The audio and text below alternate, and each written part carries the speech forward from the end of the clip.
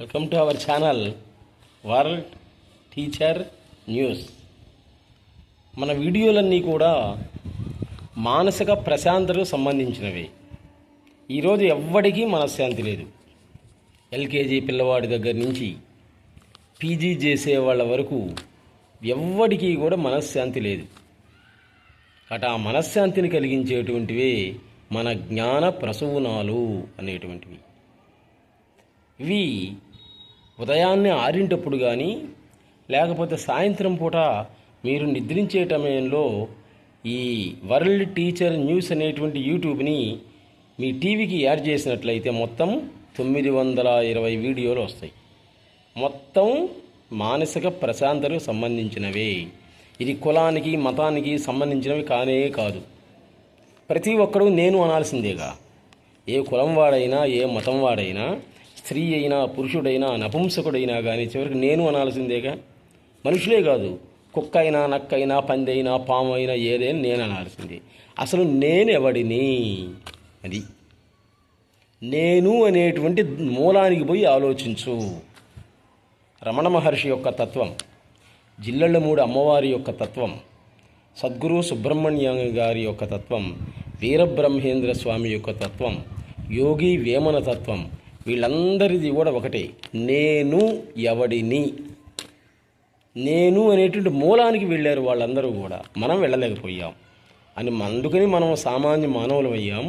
వాళ్ళ అవధూతలు అయ్యారు.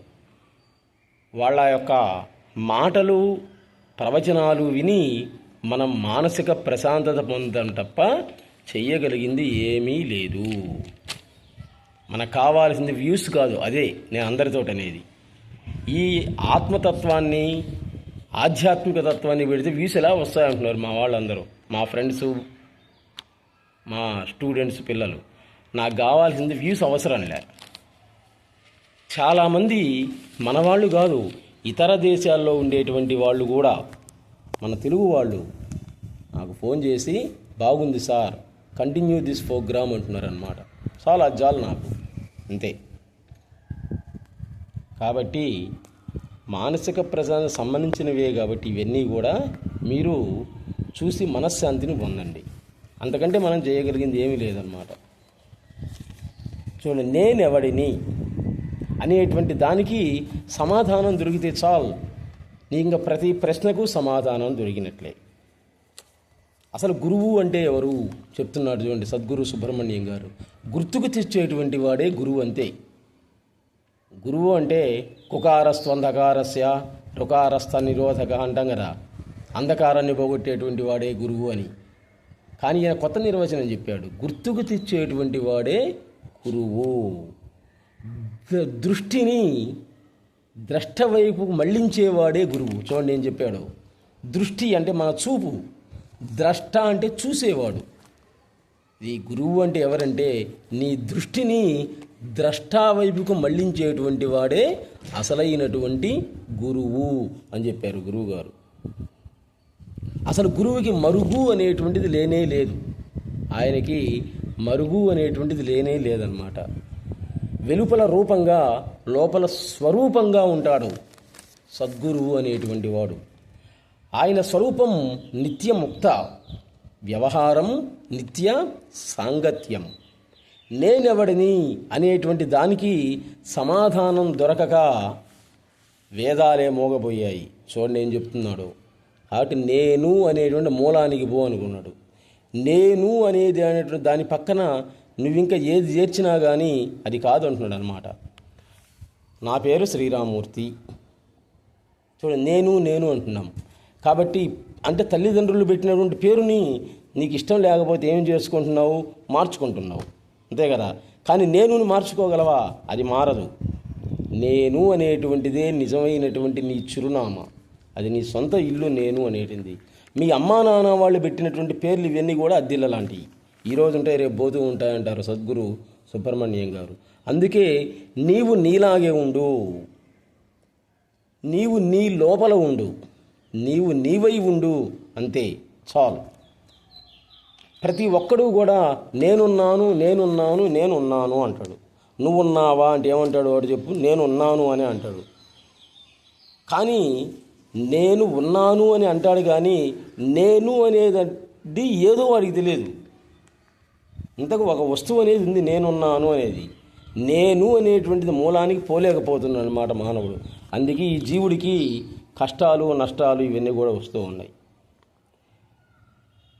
ఎవడు ఇంతవరకు చూడండి, నేనున్నాను, నేను సుబ్బారావు, నేను పుల్లారావు అంటాడు, కానీ నేను మూలానికి ఎవడు కూడా పోయినటువంటి వాడు చూడలే. నేను రామారావు అంటున్నాడు, రామారావుని చూశాడు, కానీ నేను అనేటువంటి వాడిని చూడలేకపోయాడు. నేను అనేటువంటి వాడిని చూసేటువంటి వాళ్ళే యోగులు, తపోధనులు. మనందరి యొక్క వ్యవహారం ఆయనకు ఆట.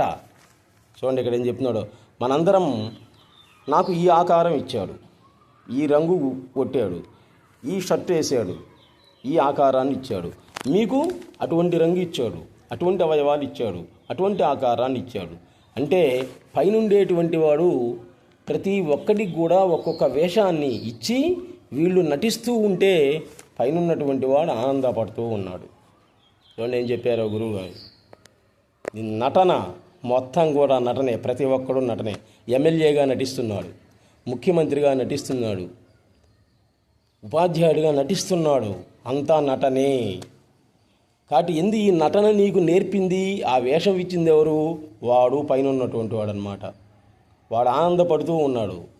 మనం చిన్నపిల్లలకి రకరకాల డ్రెస్సులు వేస్తాం, మోడల్ డ్రెస్సులు చిన్నవి.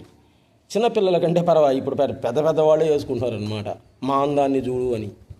పాపం వాళ్ళ భర్తలకు చూపిస్తే పర్లేవా అని ఊర్లో అందరికీ చూపిస్తున్నారు అనమాట. ఏమంటానికి లేదు, మనం ఇంక మెల్లకుండా కూర్చోవటమే. చూస్తే చూడు, లేకపోతే లేదంటున్నారు. ఆ రోజులు వస్తాయి ముందు. చిన్నపిల్లలంటే తీసేయి, పెద్దవాళ్ళు కూడా అనమాట, వివాహాలు అయినటువంటి వాళ్ళు కూడా చిన్న గుడ్డలు వేసుకొని తిరుగుతున్నారు. బట్టల పొదుపు అనమాట అది. అట్ట తయారైపోయింది మన భారతదేశం అనేటువంటిది. హైందవ ధర్మమే ఆ రకంగా నాశనం అవుతూ ఉంది. ఏమంటానికి లేదు ఎవరం కూడా. పాపం ఆయన ఎవరు, సినీ హీరో శివాజీ. మంచి బట్టలు వేసుకొని ఒంటి నిండా గుడ్డలు వేసుకొని తిరగమ్మా అన్నందుకు మహిళా సంఘాలు అని లేచాయి ఆయన మీదికి. మొన్నటి వరకు గోల కదా. ఆయన చెప్పింది మంచి మాటలే పాపం, కానీ అవి నచ్చాయంటవా నచ్చదు. అందుకే సద్గురు సుబ్రహ్మణ్యం గారు అటువంటి వాటి జోలి పోలే. రామాయణం, మహాభారతం, బట్టలు, మోడర్న్ డ్రెస్సులు జోలి పోలే. నేను అనే దాని జోలి. దీనికి ఎవరు నోరెత్తడానికి లేదు. అది ఎవరైనా నేను అనాల్సింది. కాబట్టి అందుకే అంటాడు అనమాట, డ్రెస్సుని అడ్రస్సును బట్టి కాకుండా జ్ఞానాన్ని బట్టి విలువనివ్వండి అని అంటాడు గురువు గారు.